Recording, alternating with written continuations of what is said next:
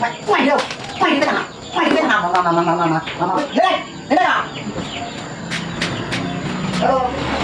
Về các đồng chí chúng ta ra đồng chí cũng cũng nhầm không. Thế vợ con được chưa? Không chưa, mẹ đi làm tôi có yêu này. Thế vợ đi được rồi.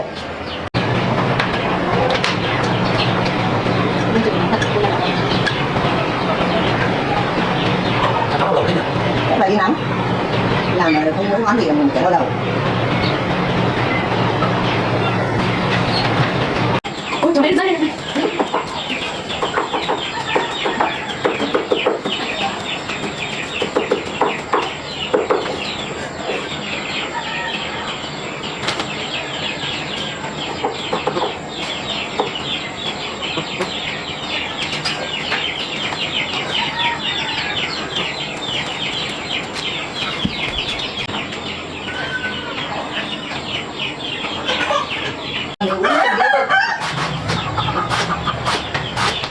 Đủ cơm chưa?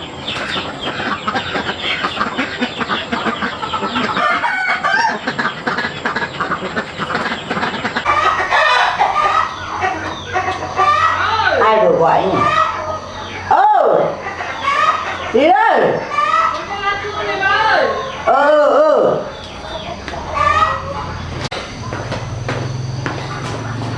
Thưa hả cháu?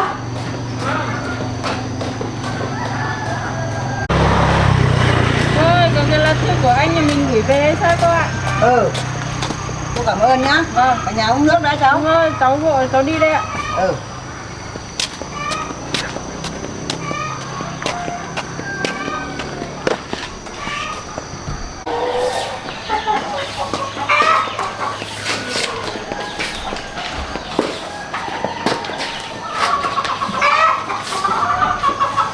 Rồi, ôi tình cảm thế. Đây này, thư của chồng mày đấy này.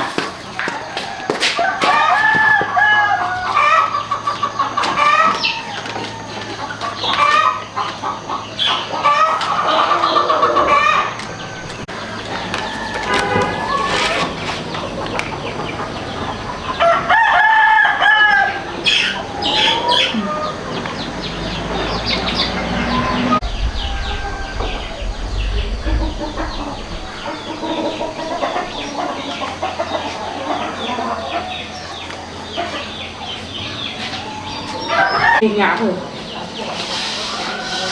Thôi được rồi, dậy đi mà làm đi. Thư với trả từ vừa mấy cái ngày đời đã thư với từ. Xến xua, tiền thì đéo có hết ở đấy mà thư với từ. Nói rã họng ra để thư với từ.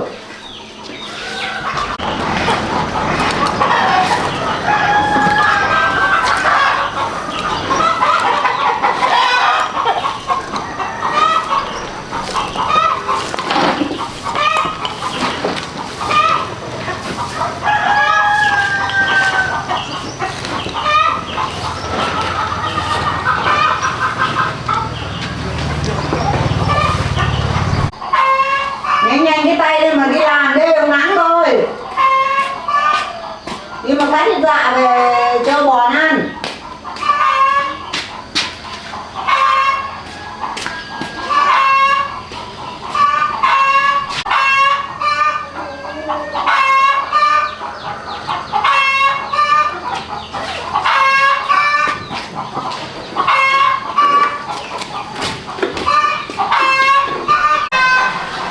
Nhà thì khô mỏ ra không có tiền mà tiêu.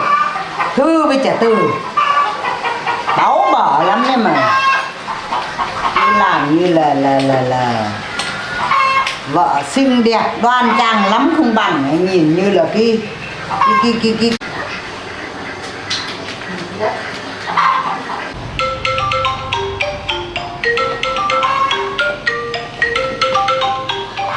Lý à? Cô cháu có lỗi không, đi sang đây cô hỏi cái này tí. Sang có tí việc mà. Nhá. À vâng thì cháu sang luôn. Vâng vâng ạ. Cháu sang luôn. Dạ vâng.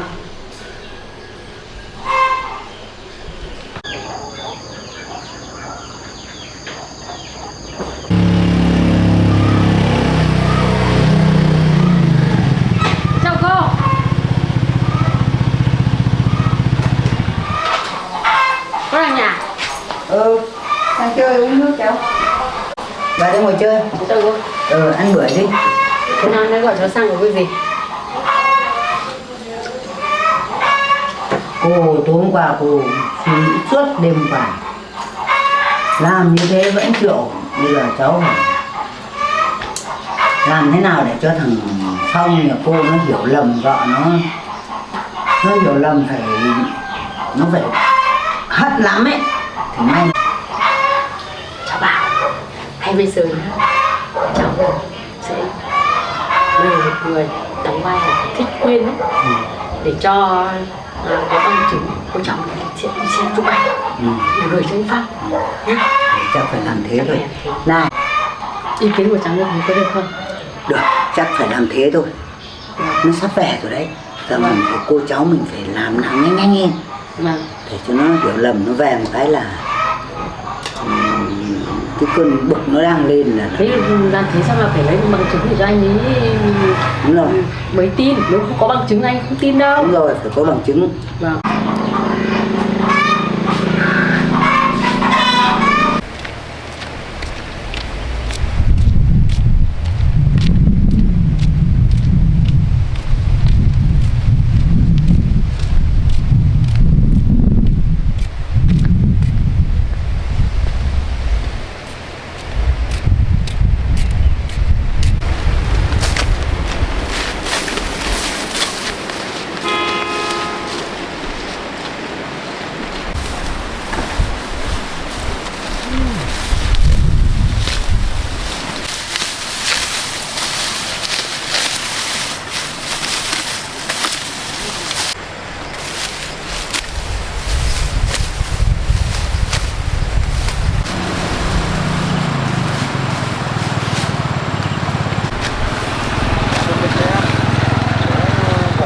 Có một mình à?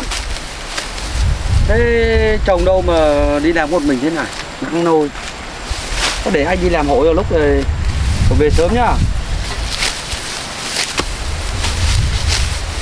Cứ liền đây anh cắt hộ cho. Anh làm hộ cho lúc về sớm. Nắng rồi có một mình à? Chồng đâu mà đi mình làm một mình đâu.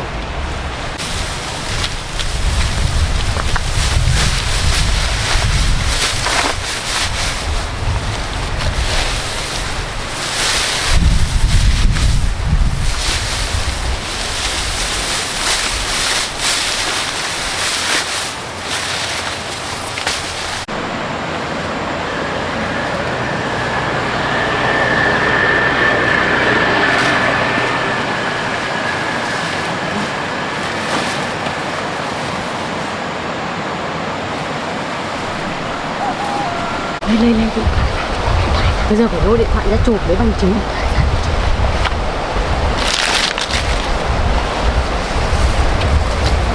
Cô điện lên.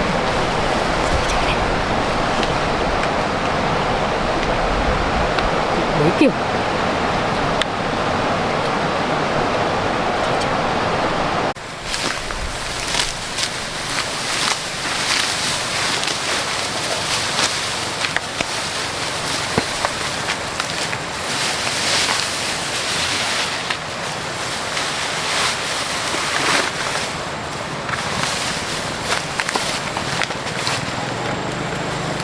Mai đi cắt được không em? Về em nhá. Này có còn đi gặp được không? Đi cắt cỏ được không?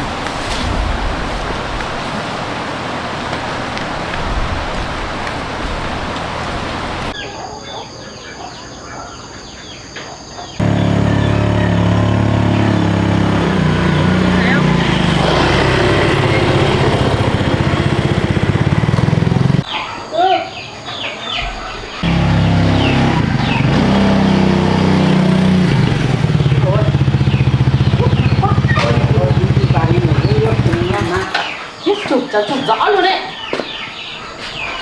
Đi vào đây uống nước. Ôi kinh đâu nhỉ. Ôi trời ơi, ngán đời. Đây này. Tí nữa cháu gửi cho chồng nó luôn. Đây. Chủ này. Đấy, ôi trời ơi. Đây này. Rồi, tình cảm thế. Chết rồi. Thấy không? Đấy. Rõ. Trời ơi, Này. tình cảm thế. Đấy. Đấy, cháu cứ gửi những cái ảnh này cho chồng. Uống nước thì cháu, uống nước là bọt gửi ăn cho nó man. Hình ảnh rõ một này rồi thì cãi vào đâu được nữa. Đấy, gửi cho thằng kia cho nó hết cãi. Nhưng mà nước chị để về đây đấy. Suốt ngày bênh vợ chồng chắc.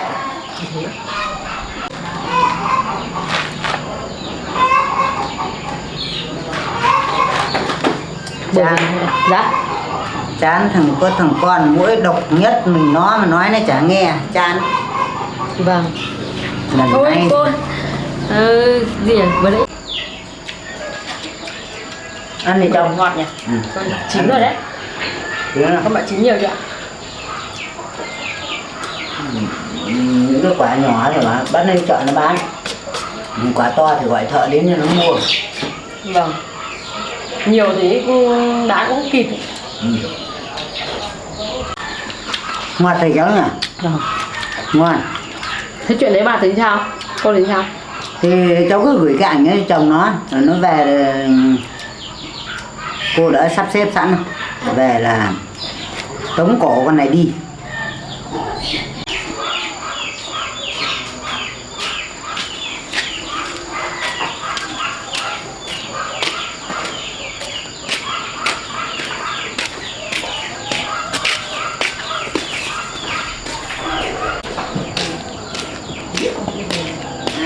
Con này về rồi. Mày đi đâu? Mày đi đâu? Mày đi với thằng nào? Mày đi với thằng nào mà lên đây. Lên đây nào. Đâu. Hả? Mày đi với thằng nào về? Cái gì đây? Đây, mày xem cái gì đây? Cái gì đây? Đây. Mày lên đây. Mày lên đây tao để mày giải thích cho tao xem nào. Đây. Như thế này mà mày còn cãi à? Hả? Con tao vừa đi được mấy hôm mày ở nhà mày lăng loàn mày chắc đấy này. Con này. Đấy cái đâu. Giờ mày giải thích đi. Tại sao lại có những cái tấm ảnh như thế này? Không có mà lại tình cảm như thế à? Hả? Rồi dành ra đấy rồi thì cãi cái gì nữa? Ảnh rõ một luôn. Đấy. Nhở? Để chiều tí nữa tao gọi cho thằng nó nghỉ rồi tao mới gọi cho nó về để mai nó phải về ngay để giải quyết cái vấn đề. Mày hình ảnh rõ ràng một này luôn đấy. Cái nói thế nào với mặt anh Phong? con này nó trơ chẽn lắm rồi. Đấy anh Phong giờ đi công tác à. Nói thế nào nó cũng cãi được. Mày phải nó về đã bảo nó cho mày một trận. Thôi cô từ. Tao đánh thì là bảo là mẹ chồng ác độc với con dâu. Là anh Phong mà biết anh Phong làm sao mà công.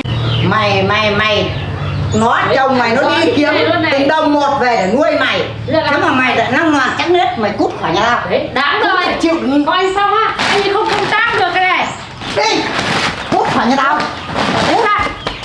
Đấy anh Phong anh mà biết ra anh còn. Ra đây mày cút về nhà mày, cút về cho bố nhỉ. Về đi.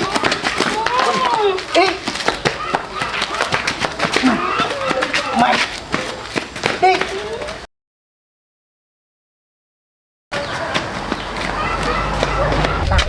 Cút khỏi nhà tao ngay. Cút ngay. Cút đi. Không được vào nhà. Rồi, cấm cửa mà không được quay lại cái nhà này. Cút.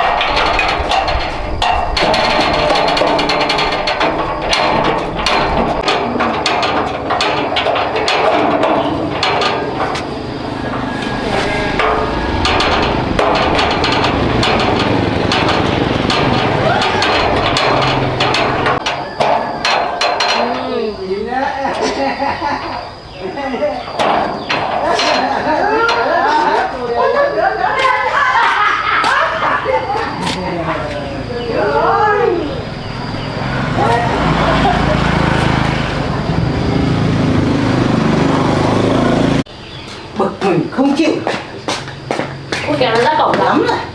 Tống vào ngoài kia xem này nó nó ăn nó sống bằng cái gì.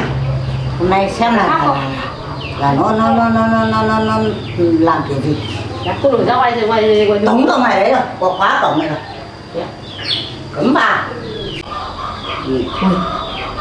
Thế sợ cô khóa cổng thì nó lại trao vào cổng đấy. Coi mà tao chặt chân. Đó mà còn vào nhà tao chặt chân. Được lắm. Thế thì gọi cho anh Phong. Đấy ảnh có chụp lên danh như thế này. Tí nữa tao Thế thì để gửi sang máy. cho sang chuyển sang máy cô để cô gửi cho nó mới tin. Vâng.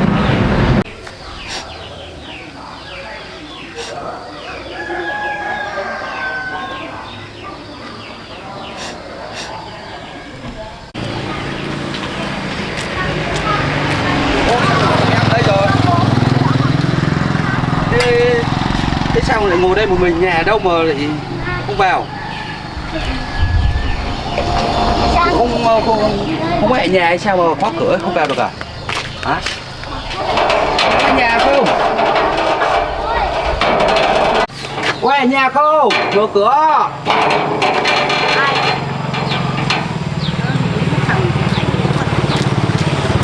Ra mở cửa cho con bà vào này. Tao định đi tìm mày thì mày ăn đi. Hôm nay thì ba mặt một lời. Nào vào đây, hôm nay ba mặt một lời rồi. Nhà bà làm cái gì? Đi vào đây tao có chuyện muốn hỏi mày cái này tí. Đi mà lên. Không vào chứ. Vào đây, đi. Tao có chuyện nói chuyện tí rồi tao có làm gì mày đâu. Vào đây tao nói chuyện tí. Hỏi cái này tí. Tao muốn chuyện gì vậy? Đi vào đây. Tao nhớ này tí. Thế là gọi có việc gì vậy? Đến thầy, chụp cái ảnh hay Nếu mà tao mà không nhầm ấy thì là mày là cái thằng mà chụp ảnh đi gian díu của con dâu tao ở ngoài ruộng. Thế rồi tôi thấy em ấy có cắt cỏ lại chúng em đủ nước thì đặt bài đi. Bài cho con làm. Thế chúng mày làm thằng với nhau lâu chưa? Thằng Thông là gì bà ấy, cháu biết cái con dâu bà là ai đâu mà lòng thòng. Mày cho cô mượn cái ảnh nhìn này. Đây không có nó cãi. Có nhân chứng vật chứng tử tế. Bà nhầm lẫn với ai chứ. Mày có gì với con dâu tao không? Cháu có biết cái gì đâu. Thấy con dâu của cô đi làm ngoài đồng nắng quá, cháu lại cho đỡ một chút chứ có làm gì đâu mà con dâu của cô. Giúp đỡ là tình cảm như thế. Tình cảm lúc nào cô? Thế... Nói có sách mách có chứng. Đây này con. Đây, ảnh đây. Không mày thì ai? cái này là lúc trưa thì cháu lúc nãy là cháu đi làm thấy em nó nắng quá, cháu lại cho đỡ một chút chứ có gì đâu mà. Nhưng mà tình cảm cô Giúp đỡ mà sao lại như vợ chồng này? sao mà thân mật thế? Thì cũng Ảnh danh ra rồi mà anh ấy vẫn cãi đấy cô ạ. Cái này mà còn cãi. Lên cháu bảo. Cháu bảo.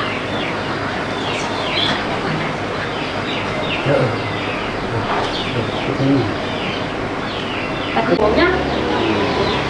Lấy nước mát đấy, tôi nước mát thôi.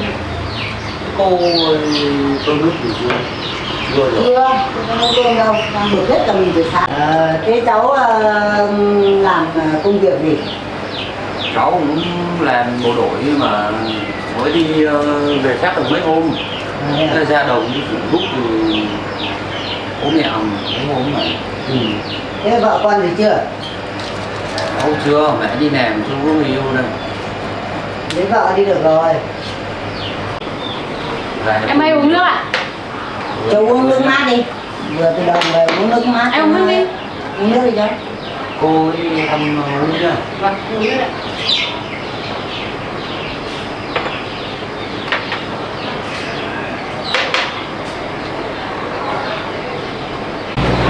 Bây giờ nắng thật, công nhận là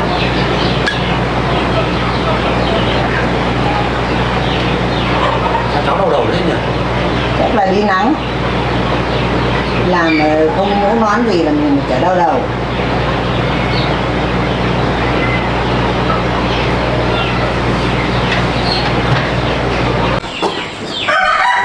Quên đâu rồi? Quên đâu? Em đây bảo này.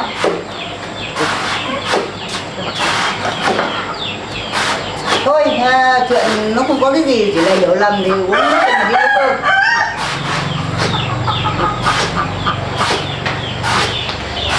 Nấu cơm chưa?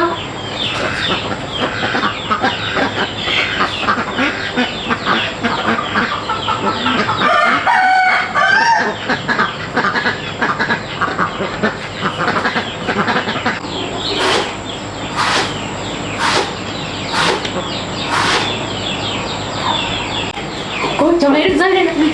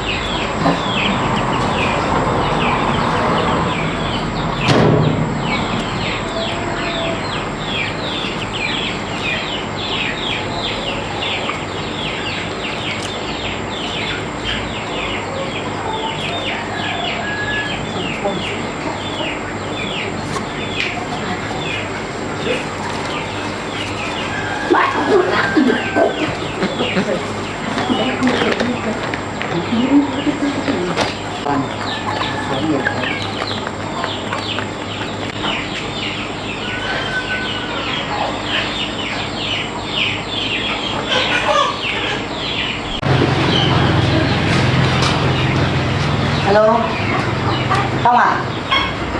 Mày về ngay, mày về được không? Tôi không phải. Sao không thấy nghe máy mà? Cô gọi được hả cô? Không, không.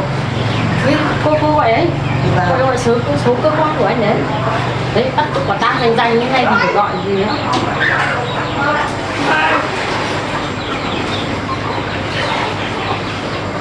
Không liên lạc được. Đây, cơ quan nó dần. Alo ạ. Đây có phải số của máy của cơ quan cháu Phong không ạ? Lãnh đạo của cháu Phong không ạ? À vâng vâng.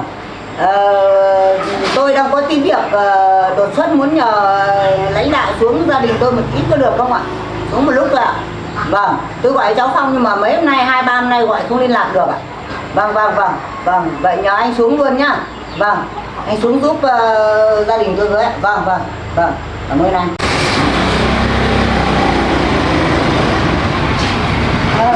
Chào anh. Chào bà. Vâng, anh xuống anh xử lý giúp tôi cái vụ này xem nào. Cái thằng con tôi nó đi công tác mấy hôm ở nhà hôm qua, lúc sáng nay là con này đi lấy cỏ và đi giúp tôi tí xem nào. Đấy, hôm qua. Thế nào thế này? Hôm qua là sáng nay là con này đi lát cỏ thế. Thằng này với con này đang tình cảm với nhau ở ngoài ruộng không ạ? Ôi, cái này là lính của tôi đấy. Thế à? Thế tôi không biết nhưng mà nó có Sao thế này bà? ảnh đàng hoàng không ạ? Sao lại thế này? Ôi, chuyện gì đây? Làm sao thế này? Sao sếp ở đây? Vì anh tôi phải xuống đây đấy. Sao cô Sao lại còn bị trói thế này? Sao cô lại trói Ôi tay giời ơi. cháu ở đây? Cô mở trói chứ. Sao Ôi cháu giời. lại bị trói thế này? Đấy là còn phải hỏi anh đấy. Cháu nghỉ phép được mấy hôm đi đồng về mà buổi trưa cô gọi là con mèo uống nước.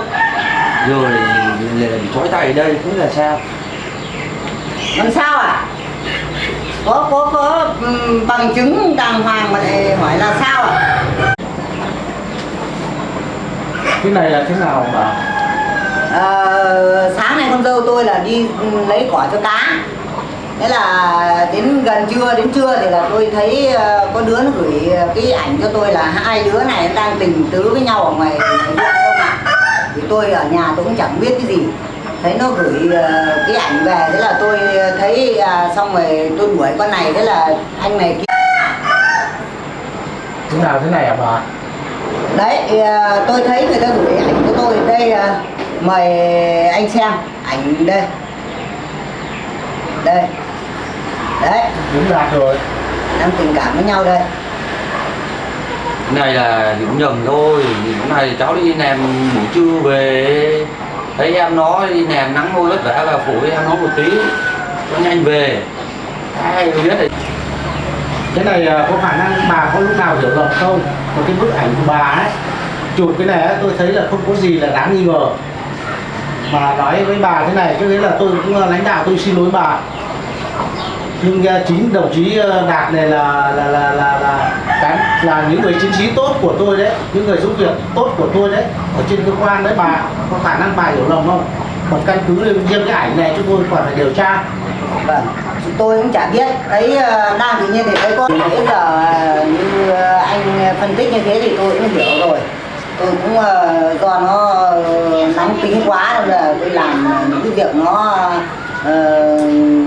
không được minh bạch lắm với pháp luật thì thôi cháu Đạt cho cô xin lỗi nhá. Vâng, thôi chuyện cũng đã coi rồi thì thôi cô ạ. Cho nó cẩn thận.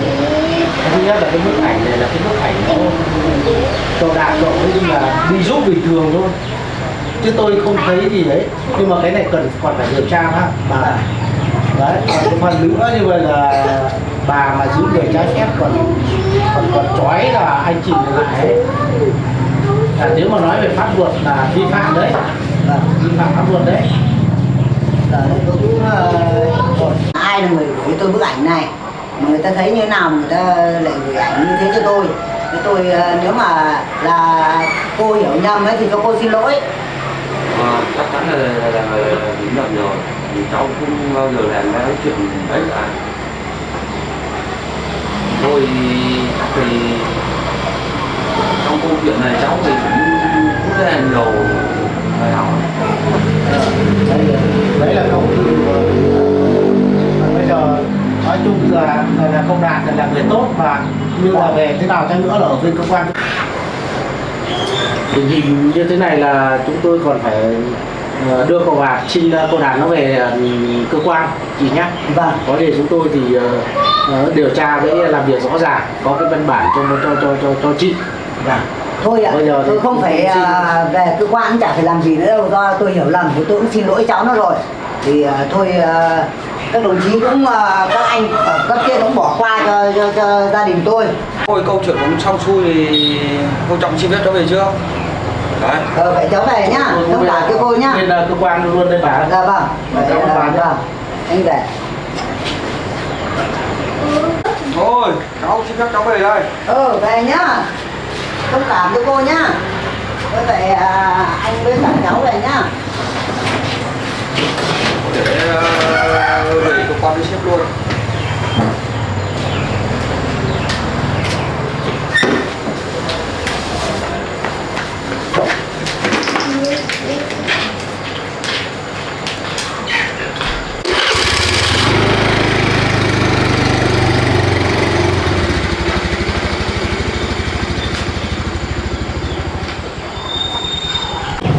Thôi đi ra mà mang đến cỏ ra cho cá ăn đi.